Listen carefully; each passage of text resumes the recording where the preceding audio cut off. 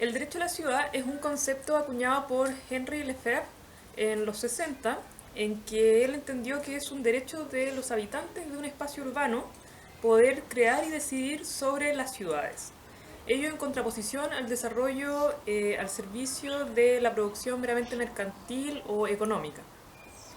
Este término fue posteriormente recogido por la Carta Mundial del Derecho a la Ciudad, que nace a partir de la conjunción de varios movimientos sociales, organizaciones de la sociedad civil, entre otros. Y posteriormente esto fue recogido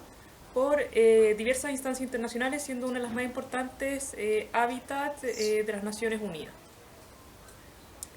Ahora bien, el derecho a la ciudad entiende el alto potencial de desarrollo humano que tienen las ciudades y en ese sentido le permite identificar una serie de problemáticas que parecieran no tener una conexión tal vez, pero que el derecho a la ciudad,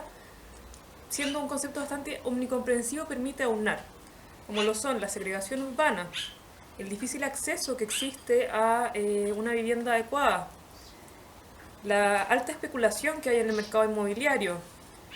los problemas de movilidad urbana que se presentan, ello entre muchos otros. La Carta define el derecho a la ciudad como la posibilidad de que sus habitantes gocen equitativamente del espacio urbano. Ello está basado en ciertos principios de sustentabilidad, democracia, equidad y justicia social. A grandes rasgos distingue entre dos tipos de derechos la Carta del Derecho a la Ciudad. Los relativos a la ciudadanía y participación en la planificación y producción de la ciudad, es decir, esto supone derechos a la información pública, derechos de participación ciudadana, así como poder propender a un desarrollo urbano sostenible, entre otros. Y en segundo lugar, hay una relación con los derechos de desarrollo económico, social, cultural y medioambientales, que suponen, por ejemplo, el acceso a la vivienda adecuada, el derecho a la movilidad, el derecho a acceder a infraestructura y servicios urbanos, entre otras cosas. El derecho a la vivienda adecuada está consagrado en la Carta Universal de los Derechos Humanos, así como en el Tratado Internacional de Derechos Económicos, Sociales y Culturales, ambos ratificados por Chile. Ello es sin perjuicio de que nuestra Constitución no consagra el derecho a la vivienda en ninguna de sus formas, lo que es especialmente llamativo, en tanto es uno de los dos países en toda Latinoamérica que no consagra este derecho a nivel constitucional, dentro de los que se encuentran Chile y Perú.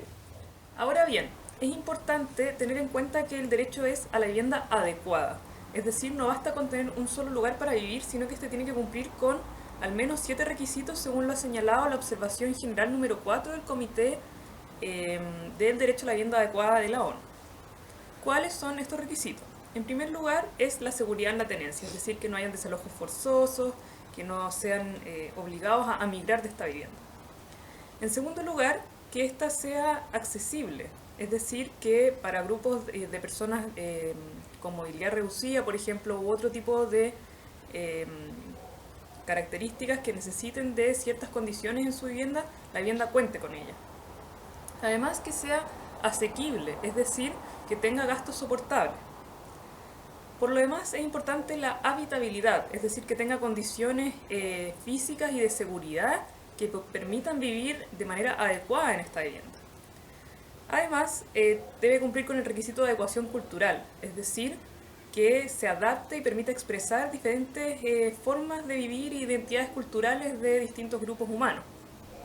Además, es importante la ubicación, es decir, que esta ubicación permita acceder al trabajo, permita acceder a sistemas de salud. Y en esa misma línea, el último requisito es que se cumpla con posibilidad de acceso a la infraestructura y a servicios básicos. Por último, es importante señalar que el derecho a la vivienda adecuada muchas veces es la condición previa para el ejercicio de otros derechos, como por ejemplo son el derecho a la salud, el derecho al trabajo, el derecho a la educación, entre otros derechos sociales. Es en este sentido que es muy relevante que una nueva constitución consagre el derecho a una vivienda adecuada para una efectiva garantización de los derechos y cumpliendo las condiciones mínimas que señalamos recientemente. En primer lugar, me gustaría enfatizar el creciente desarrollo y reconocimiento que han tenido el derecho a la ciudad y el derecho a la vivienda adecuada en diversos tratados internacionales de derechos humanos. Ello me parece relevante porque los tratados internacionales en general van marcando una agenda política y social y permiten coayudar a estos procesos como el que estamos viviendo, el proceso constituyente chileno, y también para realizar avances en materias legislativas. Ahora bien, respondiendo a la pregunta en específico, respecto al derecho a la ciudad, efectivamente diferentes elementos de este derecho se han consagrado en constituciones comparadas, sobre todo en las más nuevas, en Latinoamérica, por ejemplo, como lo son la de Ecuador, la de Brasil o la de Colombia. Y en materia, o más bien a nivel legal, también hay una consagración de una serie de elementos del derecho a la ciudad que ha permitido centrarse en la construcción de las ciudades y los espacios geográficos a partir de principios y derechos, y no dejándolo al arbitrio del libre mercado o de reforzar excesivamente la garantía o el derecho a la propiedad privada. Respecto al derecho a la vivienda adecuada, ocurre algo muy similar. Este ha sido recogido en innumerables constituciones a lo largo del mundo y se entiende que en muchos de esos casos además se consagra interpretándolo, considerando los elementos que ya señalamos respecto a, por ejemplo, seguridad en la tenencia, a entender que el derecho a la vivienda considera y debe considerar la posibilidad de acceder a infraestructura y a servicios de educación, laborales, de movilidad, etc. Si bien considero importante relevar la experiencia comparada para poder analizar, por ejemplo, el derecho a la ciudad o el derecho a la vivienda adecuada, creo que es importante entender que estamos en un proceso constituyente que, al igual que otros procesos constituyentes, son una experiencia única a nivel nacional. En este sentido, creo que como país tenemos que pensar el tipo de sociedad que queremos construir y de dónde viene en el fondo este reclamo o esta inquietud por tener un proceso constituyente. Y este viene de una serie de inquietudes sociales y de inequidades sociales, así como también de una fuerte crisis institucional que tiene que ser resuelta mediante una nueva constitución. En este sentido, creo que como sociedad nos debemos un debate profundo sobre las ciudades que habitamos y las ciudades que queremos habitar. La existencia o no de zonas de sacrificio, la posibilidad de recuperar plusvalía urbana y realizar mejores inversiones en el territorio, de evitar la especulación inmobiliaria, de mejorar la movilidad urbana, entre muchas otras cosas, sobre todo de cara a una pandemia mundial que ha venido a cuestionar fuertemente cómo estaban siendo organizados los espacios a nivel geográfico o urbano. En ese sentido, creo que una nueva constitución en torno a los debates de derecho a la ciudad y derecho a la vivienda adecuada nos pone inmensos desafíos respecto a cómo pensamos las ciudades, el territorio, desde la perspectiva del bien común,